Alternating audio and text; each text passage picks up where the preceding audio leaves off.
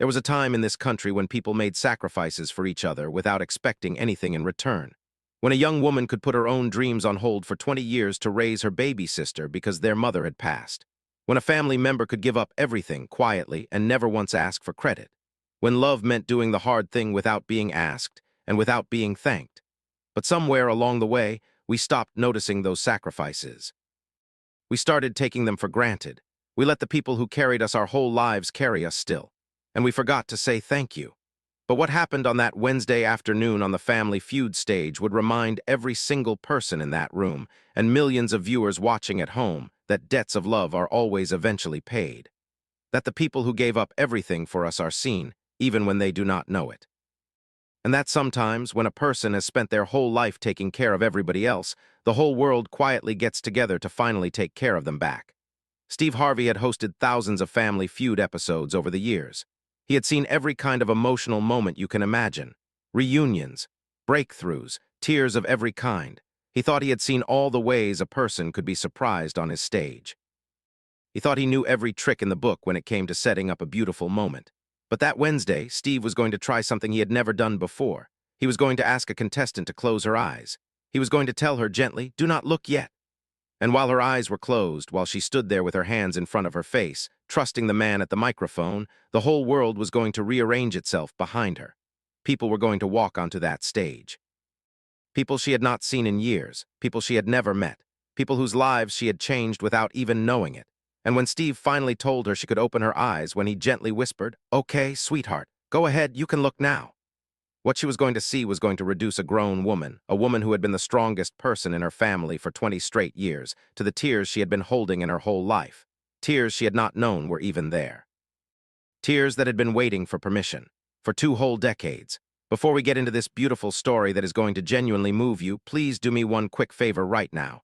Hit that like button below. Smash that subscribe bell too, because stories like this one are exactly why we do what we do. Trust me, you're going to want to stay until the very end of this one. This is the kind of story that stays with you for a long, long time. To understand why Steve Harvey told that young woman not to look yet, you first need to understand the kind of woman she was. Her name was Denise Jackson. She was 38 years old, a dental hygienist in a small town in Georgia, unmarried, no children of her own, and the quiet, unshakable backbone of a family that would have fallen apart without her. Denise had been raised in a poor neighborhood on the outskirts of Savannah. Her mother, a woman named Gloria, had been a hard-working black woman who cleaned houses for a living. Gloria had raised Denise and her 3 younger siblings as a single mother. Their father had left when Denise was 8 years old. He was not a bad man, just a man who had not known how to stay. Gloria had never said a bad word about him. She just put her head down and went to work. And she raised her 4 children the best way she knew how. Denise had been the oldest. From the time she was a little girl, she had been her mother's right hand. She had taken care of her younger brothers and sister while her mother worked double shifts. She had cooked meals. She had done laundry. She had helped with homework. She had braided her little sister's hair before school. She had walked her brothers to the bus stop. She had been more than a big sister. She had been a second mother. When Denise was 18, the summer after she graduated high school, her mother Gloria was diagnosed with cancer. It was stage 4. It was aggressive. The doctors said Gloria had maybe 6 months to live. Denise had been about to leave for college. She had been accepted into a 4-year nursing program. She had been on a scholarship. She had been about to start her own life. Instead, Denise had done something that would shape every single year of her future. She had turned down the scholarship. She had unpacked her college things from the boxes. She had moved back in with her mother, and she had spent the next 5 months nursing Gloria through the last stages of cancer. Denise had been 18 years old. She had been bathing her own mother, feeding her soup, turning her over in bed so she would not get bed sores, holding her hand during the long, painful nights. She had done all of it without complaint, without self-pity, because her mother had done the same thing for her. And because her little brothers and sister, who were 8, 10, and 13 at the time, needed somebody to hold the family together. When Gloria finally passed, Denise was 19 years old, and she was now effectively the mother of 3 children. Their father was still gone. They had no other close relatives. Their grandmother had died years before. There was nobody else to step up. So Denise did. She got a job at a nursing home. She worked nights. She came home in the morning and got her siblings ready for school. She took a second job as a waitress on the weekends. She stretched every dollar until it screamed. She never dated. She never went out. She never took a day off. For years. Denise's 3 siblings grew up because she raised them. Her older brother Michael became an electrician. He has his own business now. He is married with 2 kids of his own. Her sister Tanya became a teacher. She has 3 children. Her youngest brother James, the baby of the family, went to college. He was the first one in the family to get a 4-year degree. He is now a lawyer in Atlanta. He has 2 little boys. All 3 of Denise's siblings had built full lives, good lives, and all 3 of them knew in their bones that those lives existed because of their big sister. But by the time they were all grown up and settled, Denise was almost 38 years old. She had spent the entirety of her young adulthood raising other people's children. Well, technically, they had been her siblings, but she had raised them the way a mother raises children. She had sacrificed everything, her career, her dreams of nursing school, her dating life, her social life, everything. She had put all of it on a shelf, and she had told herself she would come back for it someday. She had never come back for it. The years had just kept passing. Denise had gotten her dental hygienist certification in her early 30s after she could finally afford the schooling. She liked her job, she liked the people she worked with, but she had always wondered what her life might have looked like if she had gone to nursing school, if she had not had to step up at 18, if her mother had lived. Denise did not complain about it, though. Not to anybody, not ever. She loved her siblings, she loved her nieces and nephews. She loved the life she had built, as quiet and small as it was. And when her brothers and sister had tried to thank her over the years, she had always waved them off. She had always said, "That is what family does. You do not thank family for being family." But her siblings had not forgotten, not for 1 second. Behind the scenes, her 3 siblings had been talking for over a year. They had been planning, they had been plotting, they had been gathering people. Because they had decided as a family that it was time. It was time for Denise to finally get her flowers. It was time for her to see what her sacrifice had built. It was time, after 2 decades of taking care of everybody else, for somebody to take care of her. Denise had no idea any of this was happening. When her brothers and her sister suggested that they all apply to Family Feud together as a family team, Denise had thought it was a cute idea. She had said yes because her siblings had been so enthusiastic about it. She had flown out to Lowe's Angels. She had walked into the studio, and she had stepped up to the podium not knowing that behind her, backstage, her entire life was being quietly prepared to walk out onto that stage and change her forever. The Jackson family walked out onto the stage with an easy, warm energy. You could tell just looking at them that they really liked each other. Denise was in the middle. Her sister Tanya was on one side. Her older brother Michael was on the other side. Her younger brother James, the baby of the family, the lawyer from Atlanta, was at the end. And their 5th family member was Michael's wife, Kendra. The Jacksons were a tight unit, you could see it. They were playing against the Andrews family from Colorado, a good family, fun, energetic, 2 brothers and 3 sisters, all adult, all playing with their parents. It was a good matchup. Both families were warm. Both families were real. Steve came over to Denise during the introductions. He liked her immediately. She had a quiet, gentle presence, the kind of person who you could tell was listening more than she was talking. "Miss Denise," Steve said, "tell me about yourself. What do you do?" Denise smiled. "I am a dental hygienist, Mr. Harvey. I work at a small practice in Savannah." "Dental hygienist," Steve said. "Okay, and do you have a big family? Kids of your own?" Denise shook her head. "No kids of my own, Mr. Harvey, but I have 3 amazing siblings and 6 nieces and nephews, so I have got plenty of kids around." Steve smiled. He moved on to the rest of her family. He talked to Michael about his electrical business. He talked to Tanya about teaching. He got a big laugh out of James, the lawyer. Everybody was having fun. The audience was enjoying the Jackson family. You could tell they were the kind of family that everybody would want to have at their Thanksgiving table. The game started. The Jackson family got off to a good start. Tanya, the teacher, got a big answer in the first round. Michael followed up with another good one. Their family was ahead by 20 points after the first round. The audience was clapping. Steve was cracking jokes. In the second round, Steve asked a question. "Name a sacrifice a mother might make for her children." The answers came in fast, working 2 jobs, staying up late, not buying things for herself, giving up her own dreams. Every answer hit the board. The Jackson family ran through it. But Denise, who had buzzed in on the giving up her own dreams answer, had paused for just a second before giving the answer. Her face had gone still. Her voice had gotten a little quieter. Steve had noticed. He always noticed. "Miss Denise," he said as the points went up on the board. "Giving up her own dreams, that was a good answer. Can I ask what made you think of that one?" Denise smiled, but it was a different kind of smile than before. It was a smaller one, a sadder one. "My mother gave up a lot for us, Mr. Harvey. She wanted to be a teacher. She had always wanted to go to college, but she had me when she was 19, and she had my 3 younger siblings after that. She never got to go back to school. She worked cleaning houses her whole life. She died when she was 42. She never got to live the life she dreamed of." The audience went a little quieter. Steve nodded slowly. "I am sorry, sweetheart," Steve said. "That is a hard loss." Denise nodded. She was trying to keep her composure. She was a woman who was not used to being the center of attention. "Thank you, Mr. Harvey. It has been 20 years now. You learned to carry it." Steve started to move on, but her brother James, the baby of the family, the lawyer, stepped forward from the end of the line. He put his hand up. He looked at Steve. "Mr. Harvey," James said. "Can I say something, if it is okay with the show?" Steve blinked. Contestants usually did not stop the show to speak, but James had a look on his face, a determined look. Steve nodded. "Of course, son, go ahead." James took a breath. He looked at his older sister. His voice cracked a little bit. "Denise," James said, "I have been waiting to say this for a long time, and I am not sure when I am ever going to have the chance again, so I am going to say it right now." Denise looked at her brother confused. "James, what are you doing?" James shook his head. "Just let me talk, please." James turned partially toward the audience. He was still looking at his sister, but he was also now sort of addressing the whole studio.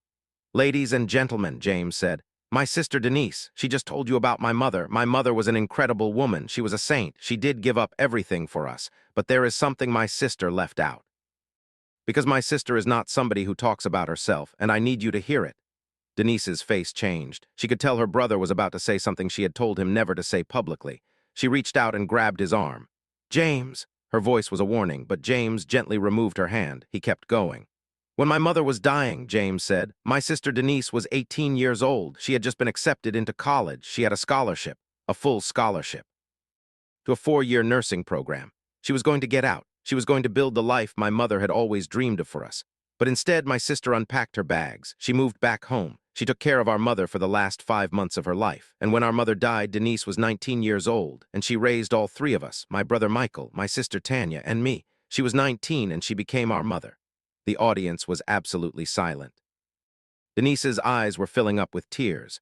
She was shaking her head, trying to make James stop, but her brother would not stop. "For 20 years, James said, his voice breaking, "my sister Denise worked 2 jobs, sometimes 3. She never went on dates. She never went to parties. She never had any kind of life of her own. She cooked our meals. She did our laundry. She helped us with our homework. She put us all through school. She is the reason Michael has his electrical business. She is the reason Tanya became a teacher. And she is the reason I am standing here today as a lawyer. Every single one of us, every single thing we have, we owe to her. And she has never, not one time in 20 years, asked for anything in return. She has never said a word about what she gave up. She has never complained. She has never felt sorry for herself. She has just kept going. My sister Denise is the most incredible person I have ever known in my entire life." James was crying now. Tanya was crying. Michael was crying too, the big electrician. His wife Kendra was wiping her eyes. And Denise, standing there in the middle of them all, was shaking her head and pressing her hand over her mouth. She was not used to being praised. She did not know what to do with it. Steve Harvey had gone still. He was just standing there, listening. He was letting the moment breathe. He was taking it all in. "Okay," Steve said softly. He took a step toward Denise. "Okay, sweetheart, here is what I need you to do." Denise looked at him, confused. Tears were streaming down her face. Steve was speaking very gently now, very carefully. "Miss Denise, I want you to do something for me. Can you close your eyes for a moment?" Denise blinked. She did not understand. "Close my eyes. Just for a minute, baby," Steve said. "Trust me, close your eyes and do not look yet. I'm going to tell you when it is okay to look, okay? Do not look yet." Denise was still confused, but there was something about the way Steve was speaking to her. Something so gentle, something so careful. She nodded. She closed her eyes. She pressed her hands over her face just to make sure she could not see anything. The audience could barely breathe. 200 people watched as Steve Harvey, microphone in hand, looked toward the wings and nodded. The doors at the back of the stage opened, and people started to walk out, slowly, quietly. The Jackson family on stage, including James, who was still wiping his tears, watched in silent awe as the stage behind their sister started to fill up. And fill up, and fill up. First came Denise's nieces and nephews, all 6 of them. Michael's 2 kids, Tanya's 3 kids, James's 2 little boys. They were all there. The producers had flown them in the day before and kept them hidden. They walked quietly onto the stage and stood behind their Aunt Denise. Every single one of them was crying. Next came a woman in a nursing uniform, then another, then a third, then a fourth. 15 nurses in total, all in their scrubs, all from the hospital where Denise's mother Gloria had died 20 years ago. They walked onto the stage silently and stood behind the nieces and nephews. Then came people Denise had never even met, people she had helped without knowing it. A man who had been a homeless teenager that Denise had bought a meal for at a diner a decade ago.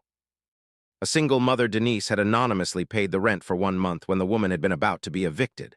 A young woman whose dental procedure Denise had quietly covered when she had seen that the young woman was about to leave the clinic because she could not afford it. 40 people, all of them with stories. All of them there because Denise had, at some point in her quiet, sacrificial life, done something for them that they had never forgotten. And last of all, walking out slowly with a cane was an old woman, maybe 80 years old, white hair, kind eyes, wearing a simple flowered dress. She was walking slowly, but she was walking, and she was holding a small, framed photograph in her free hand. The stage was now packed. There were probably 50 people standing behind Denise, all of them in silent solidarity, all of them waiting for Steve's signal. Denise was still standing with her eyes closed, her hands pressed over her face. She could hear something happening behind her. She could hear whispering. She could hear soft crying, but she did not dare open her eyes. She was trusting Steve, the way she had trusted so many people in her life. Steve took a breath. He walked slowly to stand next to Denise. He placed his hand gently on her shoulder. His voice was soft, barely above a whisper. "Miss Denise," he said, "you can open your eyes now, sweetheart. You can look." Denise took a shaky breath. She lowered her hands. She slowly opened her eyes, and the first thing she saw was Steve's face. Kind, gentle, tears in his eyes. "Turn around, honey," Steve whispered. "Just turn around." Denise turned. She stopped. She just stopped. Her brain could not process what she was seeing. There were 50 people standing on the stage behind her, all of them looking at her, all of them crying, all of them smiling, all of them holding something, pictures, letters, flowers, little hand-painted signs. Her eyes scanned the crowd. She recognized her nieces and nephews first. All 6 of them were in the front row. Little Jaden, Michael's oldest, was holding a sign that said, "Thank you, Auntie D." Her niece Aaliyah, who was 8, was holding a piece of paper with a drawing on it. Denise could tell from the shape that it was a heart. Behind them were the nurses. Denise frowned for a second. She did not recognize them at first. Then she looked at their faces, and slowly, one by one, she started to recognize them. These were the nurses. The nurses who had cared for her mother 20 years ago in the hospice unit. The nurses who had shown her how to give her mother a sponge bath. The nurses who had taught her how to administer pain medication. The nurses who had held Denise's hand during the long, lonely nights in that hospital room. Denise's knees buckled. Her sister Tanya caught her, but Steve was not done. He gently turned Denise slightly. He pointed her toward the back of the crowd. "Miss Denise," Steve said, his voice still soft. "There's one more person I need you to see. Look at the very back." Denise looked. At the very back of the crowd, being gently helped forward by a producer, was a small, elderly woman with a cane, white hair, kind eyes, a flowered dress. The woman looked up. Denise's mouth dropped open. It was Mrs. Alina Patterson, the hospice nurse who had been assigned to Gloria during her mother's final days. The woman who had sat with Denise in the hospital room night after night when Denise had been a scared 19-year-old. The woman who had told her, "Baby, you are going to be okay. You are stronger than you know." The woman Denise had cried in the arms of on the night her mother passed. Denise had not seen Mrs. Alina in 20 years. "Mrs. Alina," Denise whispered. "Mrs. Alina, oh my God." Mrs. Alina walked slowly forward. She was holding the small framed photograph. When she got close enough, she held it up for Denise to see. It was a picture, an old picture, faded, a little creased at the edges. It was a picture of Denise, at 19 years old, standing next to her mother's hospital bed. Gloria was in the bed, sleeping, frail, and Denise was sitting next to her, holding her mother's hand. The picture had been taken from the doorway. Denise had not known anybody had taken it. "Mrs. Alina took this," Mrs. Alina said in a trembling voice. "I took this, baby, on the second to last night your mama was with us. I took it because I wanted you to remember. I wanted you to see someday what you had done, what kind of love you had given that woman." Denise was sobbing now. She took the photograph with shaking hands. Mrs. Alina reached up and touched Denise's cheek. "Baby," she said, "I have thought about you for 20 years. I have prayed for you. I have wondered what happened to that scared, tough little girl who took care of her mama better than any adult nurse could have. Your brother James tracked me down 6 months ago. He told me what you have been doing all these years, what you gave up, what you became. Baby, I knew it. I knew you would be something special. I told your mama. I told her the week before she passed. I said, Gloria, your oldest girl is going to do something beautiful with her life. And she did. Oh my God, baby, she did." Denise fell into Mrs. Alina's arms. The old woman held her tight. The audience was weeping. Every single person in that studio was in tears. A producer stepped forward. Her name was Rachel. She had been planning this reunion for 8 months. Rachel walked to the edge of the stage and took a microphone. "Ladies and gentlemen," Rachel said, her own voice thick with emotion. "What you are seeing here, this whole crowd, these 50 beautiful people, they are all here because of one quiet woman. Every person on this stage right now was either touched directly by Denise Jackson, or they are someone she has been loving from a distance. Her siblings have spent the last year tracking down people Denise has helped over the years, people Denise has never told anyone about. They have reached out to every nurse who helped with her mother. They have reached out to strangers she has quietly blessed. They have brought them all here." Rachel paused. She took a breath. "But that is not all," Rachel said. "I have one more announcement to make." Denise was still holding Mrs. Alina. She looked up at Rachel, confused. Rachel held up an envelope. "Miss Denise," Rachel said, "your family has been planning something else for over a year, something they have been keeping a secret. They have been quietly saving. All three of them, every single one of them has been putting money away. Every month for the last 2 years. Michael from his electrical business, Tanya from her teacher's salary, James from his law practice, every single one of them. And today they have something they want to give to you." James stepped forward. He was holding the envelope. He was crying too hard to speak for a moment, but he pulled it together. "Denise," he said, "we know you always wanted to be a nurse. We know you gave that up for us. Well, we talked to a nursing school. We have paid your full tuition. We have arranged for you to have a living stipend so you do not have to work while you study. You are going to nursing school, big sister. You are finally going, if you want to. And we are going to be the ones taking care of you for a change." Denise lost it. She absolutely lost it. She collapsed into her siblings' arms, all four of them holding each other on the Family Feud stage. 20 years of sacrifice, 20 years of quiet love. Finally being repaid. Steve Harvey halted the taping for the rest of the day. He told both families they would be flown back for another recording. The Andrews family from Colorado, the other family on stage, were crying alongside the Jacksons. The mother of the Andrews family walked over to Denise and hugged her. She said that her own sister had given up everything to raise their younger brothers after their parents had divorced. She said her sister had never been thanked. She said she was going to call her sister that night. She was going to drive the 8 hours home the very next morning. She was going to finally do for her sister what the Jackson siblings had just done for theirs. The episode aired 15 days later. The network had edited it into a special 2-hour event. Within 24 hours of airing, the clip of Denise opening her eyes and seeing the crowd behind her had been viewed more than 110 million times. It became the most watched clip on the Family Feud YouTube channel. It was shared tens of millions of times on social media. News outlets across the country picked it up. Morning shows wanted interviews with Denise and her siblings. Magazines ran features. But Denise, being Denise, turned most of the interviews down. She said she was not comfortable being the center of attention. She said this had been her family's story, not the world's. But the story did not belong just to her anymore. It belonged to a whole country that had been watching. And a wave of reaction started sweeping through the United States. People began posting their own stories of the quiet family members who had sacrificed everything to raise them.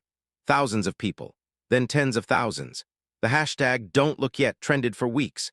Grown adults wrote long, emotional posts about the big sisters and older brothers who had been their real parents, about the aunts and uncles who had stepped in when their own parents could not, about the grandparents who had taken them in. It was a national moment of gratitude. A reckoning that had been building quietly for decades. Steve Harvey used the attention to create something lasting. Within a month of the episode airing, he had partnered with a nonprofit to establish the Denise Jackson Sacrifice Scholarship Fund.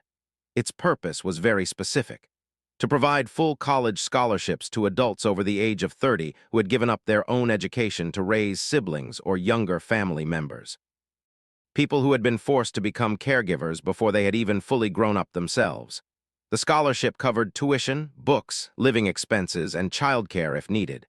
Within its first year, the fund had sent over 200 people back to college, some of them in their 40s, some of them in their 50s. One recipient was a 62-year-old woman from Louisiana who had given up her nursing dreams at 16 to raise her 9 younger siblings after her parents had both died in a fire. She had finally made it to nursing school. She graduated 2 years later. She is now a registered nurse. Denise herself did go back to school. She enrolled in nursing school that fall. She kept her job as a dental hygienist part-time because she said she liked the routine and the people. But she spent her evenings studying, her weekends in the library, her summers doing clinical rotations. It was harder than she had expected. She was almost 40 years old going back to school alongside 22-year-olds, but she did it. She got up every morning, she did her homework, she did her readings, she passed her tests. Her siblings supported her every step of the way. Michael and Tanya and James traded off coming to visit her on weekends. They cooked for her. They helped her study. They were there for every milestone. James bought her a new laptop. Tanya helped her pick out her first nursing uniform. Michael drove her to her first day of clinicals. All of them knew in their bones that they were finally getting a chance to give back, finally getting a chance to be there for her. Denise graduated from nursing school 3.5 years later at the age of 41. The whole family was there, all 3 of her siblings. all 6 of her nieces and nephews. Mrs. Aliner, who was now 83 years old, made the trip to Savannah for the graduation. She pinned the nursing pin onto Denise's uniform herself. There was not a dry eye in the auditorium. Denise got a job at the same hospital where her mother Gloria had died, in the same hospice unit where Mrs. Aliner had taken care of her mother 20 years before. Denise said she wanted to be there. She said she wanted to take care of families the way Mrs. Aliner had taken care of her family. She said she wanted to be the nurse who told scared 19-year-olds that they were stronger than they knew. She became a legend in that hospice unit. The nurses there said she had a gift, that she had a way with dying patients and grieving families that nobody else had. They said she had carried her own grief into her work. They said she had turned her loss into a light. Mrs. Aliner passed away peacefully 3 years after the Family Feud episode. Denise was with her, holding her hand. The same way Mrs. Aliner had held her hand 20 years before, the circle had finally closed. Denise eventually met a man at church named Marcus, a kind widower, a pastor. They got married when Denise was 44 years old. She became a stepmother to his 2 teenage children. For the first time in her life, Denise had her own family, her own home, her own life. It had taken her until her 40s to get there, but she had gotten there. And her brothers and sisters say she has never been happier. Steve Harvey kept a photograph from that day in his office. It was a picture of Denise hugging Mrs. Aliner, 50 people standing behind them, Denise's face buried in the old nurse's shoulder. Steve has said many times that it is one of the most beautiful moments of his entire career. He says he looks at it when he needs to remember why this work matters. Denise often says something when people ask her about her story. She says it quietly the way she says everything. She says, "I always thought I was the one taking care of them. It turned out they had been seeing me the whole time. They had been waiting all those years for the chance to take care of me back. I just did not know it. Love works like that sometimes. It waits. And it pays. It always pays. You just have to be patient enough to let it." That is the legacy. That is the story. A quiet woman from Georgia who gave up everything to raise her siblings. 3 siblings who spent a year secretly putting the whole world back together to thank her. A hospice nurse from 20 years ago who had been carrying a photograph waiting to deliver it. A television host who knew exactly how to say 3 gentle words. Do not look yet. And a reminder to all of us that the people who quietly hold our lives together deserve to be held back, deserve to be seen, deserve to be thanked before it is too late. If this story moved you the way it moved me, please do me a favor right now. Hit that like button. Subscribe to this channel if you have not already, and share this video with somebody who needs to hear this message. And then when you are done watching, think about the person in your life who has been quietly carrying you. Your mom, your older sister, your auntie, your grandparents, whoever it is. And today, pick up the phone, call them, tell them you see them, tell them you are grateful. Because somewhere out there tonight there is a Denise, and she is waiting, whether she knows it or not, for somebody to say thank you for watching. And remember, the people who take care of us deserve to be taken care of too. Do not wait for a television show to do it for you. Do it today, do it now. They are right there, and they have been waiting.